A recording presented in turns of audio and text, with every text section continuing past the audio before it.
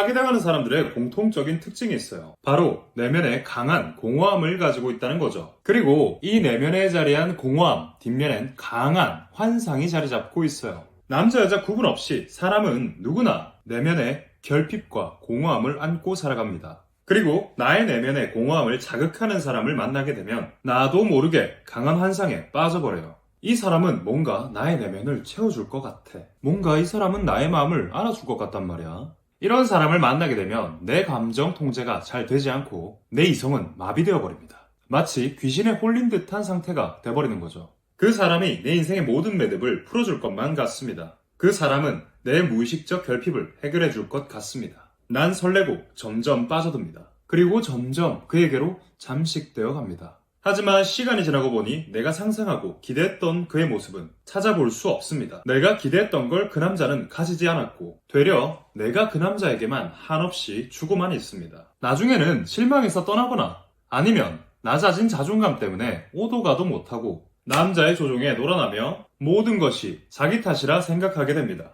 이런 상황을 꾸준히 겪는 분이라면 또 이런 상황에 놓여져 있는 분이라면 현재 연애만을 공부하기보단 자신 안에 있는 억압된 심리를 파악하는 것이 중요해요. 내 안에 억압되어 있는 부분은 항상 머리를 들춰낼 준비를 하고 있어요. 그리고 그걸 채워줄 수 있는 사람을 만나게 되면 내 무의식에선 거대한 환상을 만들어버리게 되죠. 이런 무의식적 환상을 조금 더 쉽게 이해하기 위해서 예시를 들어봐야겠죠? 나 스스로 자신감이나 자존감이 결여되어 있다고 느끼는 여성분들은 자신감 넘치며 자신의 미래를 밝고 긍정적이게 내다보는 남자들에게 끌리게 되어 있습니다. 이유는 여자 자신이 가진 내면의 결핍에 이 남자가 뭔가 도움을 줄 수 있을 것 같은 느낌을 주기 때문이에요. 논리적이고 이성적으로 생각해봤을 땐 뭔가 나에게 정말 도움이 될 듯한 남자 같습니다. 하지만 정말 그럴까요? 현실은 어떻게 펼쳐지는지 조금 더 살펴봅시다. 자신감이 넘치고 우월한 남자의 경우 강한 자기확신으로 무장한 매력적인 아우라가 주변에서 안 그럼 그 사람의 분위기에서 펼쳐지게 되어 있어요. 그렇다고 그가 외적 자체 모습으로 매력적인 사람은 아닐 수도 있어요.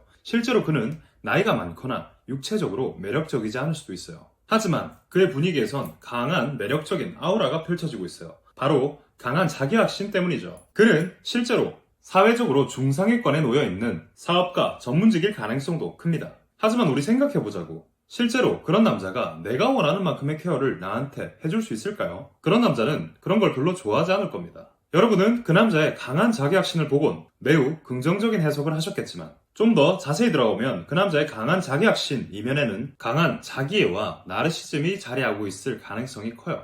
그리고 사실 그 사람은 자신을 인정해주고 관심 가져주고 서포트해줄 여성을 필요로 하고 있죠. 여자는 자신에게 힘써주고 관심 기울여주고 확신의 힘을 불어넣어줄 남자를 찾았지만 그 두 사람이 만났을 땐 실제 현실은 다르게 펼쳐지는 거죠. 내 억압된 심리로 인해 벌어지는 이런 현상은 하나의 신기루에 비유할 수 있습니다. 저 오아시스에 간다면 난 좀 더 견고하고 단단해질 거야.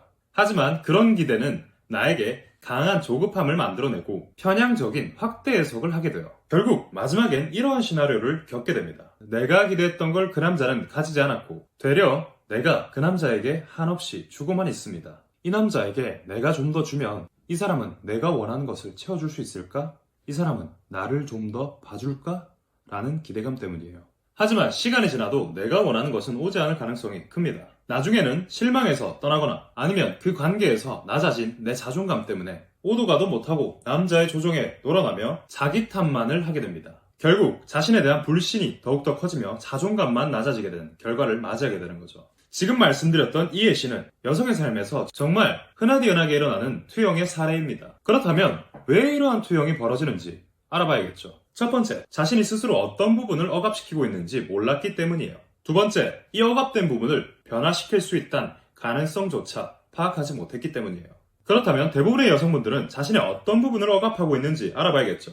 여러분들은 어렸을 때부터 이런 말들을 많이 들었을 거예요. 좋은 남편, 능력 있는 남편 만나야 된다. 여자는 결혼을 잘해야 잘 살 수 있다. 여자는 너무 노력하며 살 필요 없다. 남편 잘 만나는 게 최고다. 이러한 암시는 사회에서, 직장에서, 성장 과정에서 흔히 들을 수 있는 말입니다. 그리고 애석하게도 때론 여성인 자신 또한 이런 자기 제한적인 암시를 쉽게 내뱉곤 합니다. 시간이 지날수록 자연스레 나의 존재는 주도적인 역할보단 의존적인 역할과 부합하게 되고, 그리고 조금 더 시간이 지났을 때 자기 안엔 독립심, 탐험심, 주도성이 있다는 것조차 까먹은 채 자신감 없는 사람처럼 굴기 시작하죠. 하지만 저는 말씀드리고 싶습니다. 그것은 하나의 역할놀이에 불과하다는 사실을.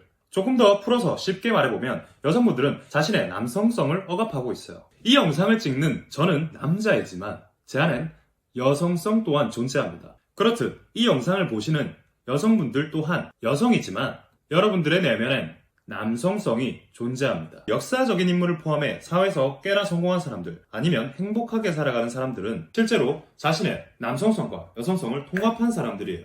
지금부터 드릴 말씀은 삶의 진리에 가까운 말이에요. 쉬우면서도 어려운 말이니 여러 번 씹어 삼키길 바라봅니다. 내가 하는 말이건 듣는 말이건 인간은 어떤 것이든 그것을 반복하면 사실처럼 느껴지게 됩니다. 그것이 헛소리일지라도 말이에요. 그리고 그 사실 또한 반복되면 내 안에 강한 믿음으로 자리 잡게 돼요. 나중에는 그 믿음 안에서 스스로를 통제하는 삶을 살아가게 되는 거죠. 부정을 반복하면 부정이 사실처럼 느껴지고 부정을 믿게 됩니다. 더욱 자주 부정적인 상태에 머무르게 되며 나중에는 부정적인 상태, 그것이 일시적인 것임에도 불구하고 내 상태를 나의 존재로 착각하게 돼요.